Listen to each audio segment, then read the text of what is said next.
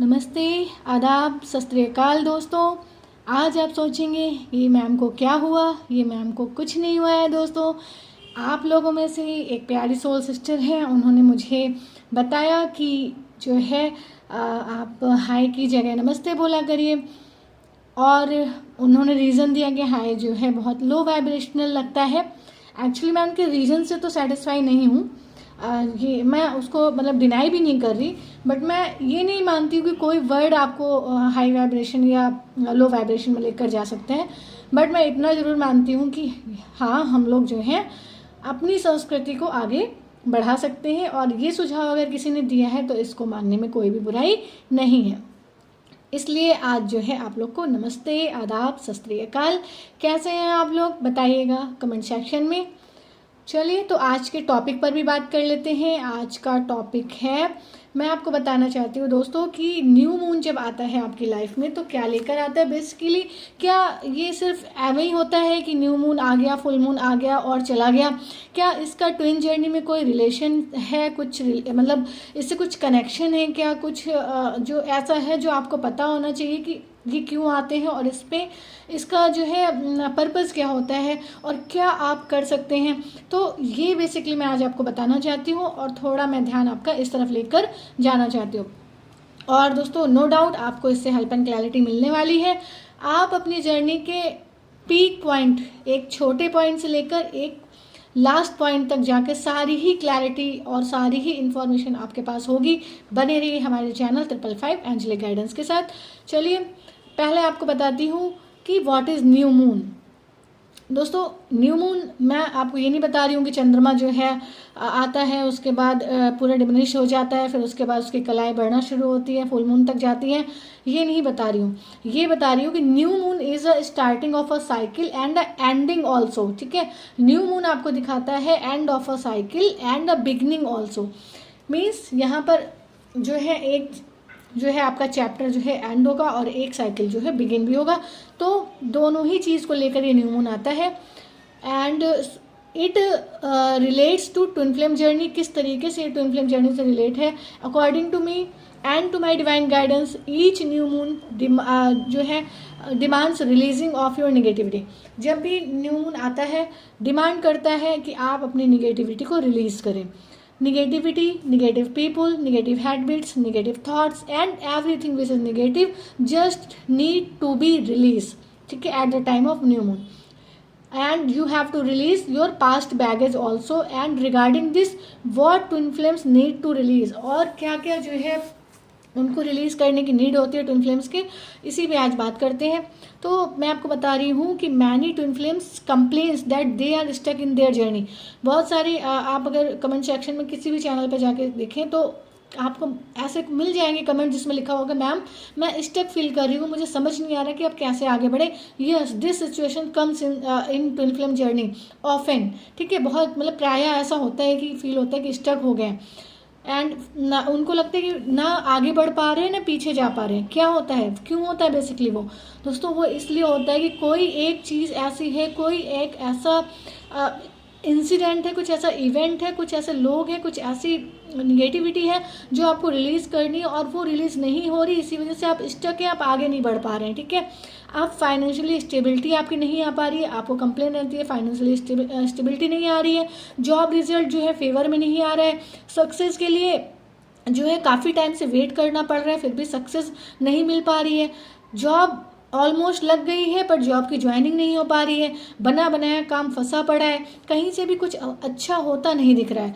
ठीक है, और जर्नी में भी आगे नहीं बढ़ रहे हैं, डीएम भी नहीं आ रहे, यूनियन भी नहीं हो रहा है। तो बेसिकली क्यों हो रहा है ये?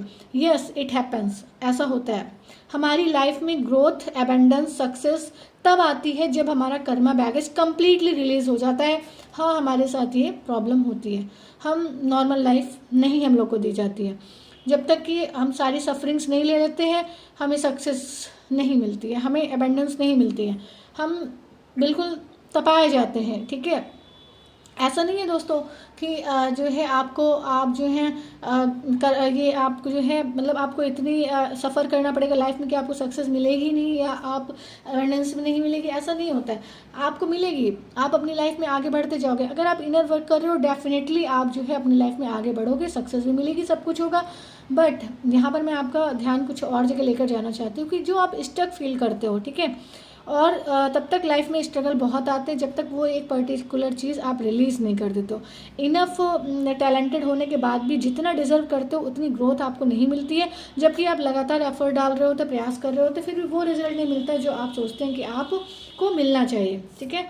And if at the time of new moon you are repeatedly, हाँ ये देखिए दोस्तों, अगर इस टाइम पे न्यू मून जब आ रहा होता है या अपनी जर्नी में किसी भी टाइम पे अगर आपको 999, 99 या 9 की सिंक्रोनिसिटी हो रही है, दैट मीन्स आपको कुछ ऐसा कार्मिक बर्डन है, बैगेज है जो आपको रिलीज़ करना है। वो कोई पर्सन हो सकता है, वो कोई इवेंट हो सकता है, कुछ भी निगेटिविटी हो सकती है जो आपको आपके निगेटिव थॉट्स हो सकते हैं, आपकी निगेटिव हैबिट्स हो सकती हैं, कुछ भी ऐसा है जो आपको रिलीज़ करने की नीड है जिसने आपको स्टक करके रखा हुआ है, and which you have to release और to cut from your life, और जिसको आपको अपनी लाइफ से कट करना जरूरी है। Now you have to release that particular negativity from your life. अब आपको उस निगेटिविटी को जब तक आप नहीं रिलीज करेंगे आप स्टक फील करते रहेंगे। And at this time something ends in your life, और न्यू मून के टाइम पर कुछ ना कुछ आपकी लाइफ में एंडिंग होती है। ये वैसे तो मतलब ये होता है कि आप खुद ही उस कार्मिक साइकिल को एंड करें, बट अगर आप नहीं करते तो आपकी लाइफ में टॉवर मोमेंट आते हैं और डिवाइन ही कुछ ऐसा प्लान कर देते हैं कि आपकी लाइफ में वो एंडिंग हो जाती है। It may be your sufferings और योर डिफिकल्टीज, मे बी आपकी सफरिंग्स और डिफिकल्टीज की एंडिंग हो जाए, मे बी कोई अगर आप किसी गलत रिलेशनशिप में मे बी उसकी एंडिंग हो जाए, बट इट विल हैपन, ये होगा only when you are open to receive positivity. और जब आप ये डिसाइड कर लेंगे कि आपको अपनी लाइफ में सिर्फ पॉजिटिविटी चाहिए, पॉजिटिव पीपल चाहिए, पॉजिटिविटी चाहिए, पॉजिटिव थॉट चाहिए, तो आपकी लाइफ में ये मैनिफेस्ट होना शुरू हो जाता है कि आपने डिसाइड कर लिया कि आपको निगेटिविटी है वो रिलीज करनी है, देन पॉजिटिविटी का आने का रास्ता खुलता है। If through inner work you are connect to divine, अगर आप इनर वर्क कर रहे हो और आप अपने डिवाइन से कनेक्ट हो गए हो, you will surely get to know what you have to release. आप जान पाओगे कि आपको क्या रिलीज करने की नीड है। Now for opening the gate of abundance for you, अपने लिए एबेंडेंस गेट जो है, एबेंडेंस का गेट ओपन करने के लिए आपको क्या रिलीज करना है। अगर आप इनर वर्क कर रहे हो तो आप ये जान पाओगे कि आप मतलब आपको क्या रिलीज करना है जिससे एबेंडेंस के जो डोर्स हैं वो आपके लिए ओपन यूनिवर्स द्वारा कर दिए जाएंगे। नेक्स्ट है eight the time of new moon clarity comes on surface, new moon के टाइम पे क्लैरिटी जो है सरफेस पर आती है। ये कोई भी क्लैरिटी हो सकती है। You have to pay attention which thought is confusing you, कौन सी ऐसी थॉट है जो आपको कन्फ्यूज करके रखता है।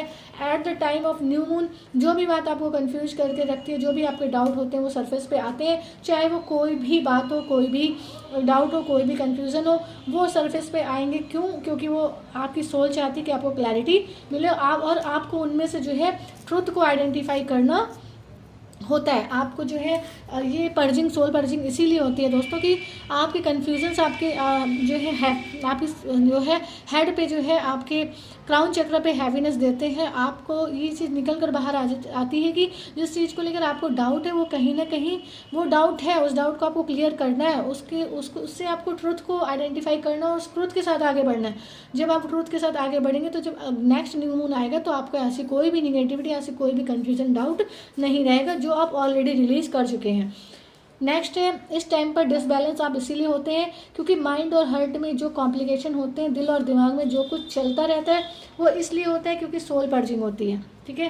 क्योंकि सोल की पर्जिंग हो रही होती है इसीलिए आपके माइंड में कॉम्प्लिकेशन चलते, दिल कुछ कह रहा होता है, दिमाग कुछ कह रहा होता है। जैसे कि आपको लगता है ना, कोई भी डाउट आ जाता है कि मैं ट्विन जर्नी में हूँ या नहीं हूँ, ठीक है, वो मेरा ट्विन है या नहीं है, क्या वो मेरा सोलमेट है, क्या सोलमेट मेरा ट्विन फ्लेम है, या इस तरीके के और भी बहुत सारे डाउट एंड कन्फ्यूजन आपके माइंड में जो सरफेस पे आते हैं ना, वो इसीलिए क्योंकि आपकी सोल को रियलिटी पता है और आपकी सोल चाहती है कि आप जो है रियलिटी को जाने, इसलिए वो सरफेस पर आता है। और जब सरफेस पे आता है, अगर आप ट्रुथ को आइडेंटिफाई कर लेते हैं तो आप ट्रुथ के साथ आगे बढ़ते हैं और उस निगेटिविटी को, उस डाउट एंड कन्फ्यूजन को आप रिलीज कर देते हैं। तो बेसिकली ये न्यू मून और फुल मून का एक पर्पस रहता है जब आपको जो है कुछ पर्टिकुलर डिसीजन लेने पड़ते हैं और कुछ आइडेंटिफाई करना पड़ता है कि किसके साथ आगे बढ़ना और किसको पीछे छोड़ना है।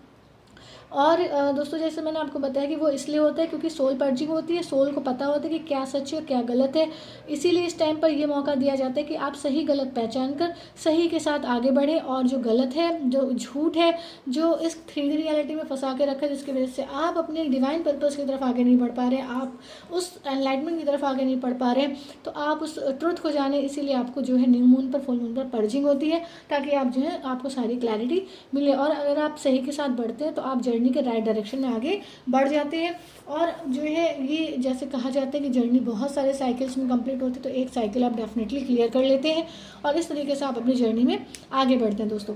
तो ये दोस्तों आज आपको बताना था कि न्यू मून किस लिए आता है, और मैं चाहती हूँ आप लोग आइडेंटिफाई करें, फाइंड आउट करें। अगर आपको सोल पर्जिंग होती है, न्यू मून पे आप हैवीनेस फील करते हो, कुछ भी डाउट एंड कन्फ्यूजन्स आते हैं, तो जस्ट मेडिटेशन में बैठिए और डिवाइन से प्रे करिए कि वो आपको क्लैरिटी दें और आपको बताएं कि आपको क्या रिलीज़ करने की नीड है, जिसको रिलीज़ करने के बाद आप अपनी जर्नी में आगे बढ़ेंगे, राइट डायरेक्शन में आगे बढ़ेंगे, स्टक फीलिंग से आप अपने आप को निकाल पाएंगे।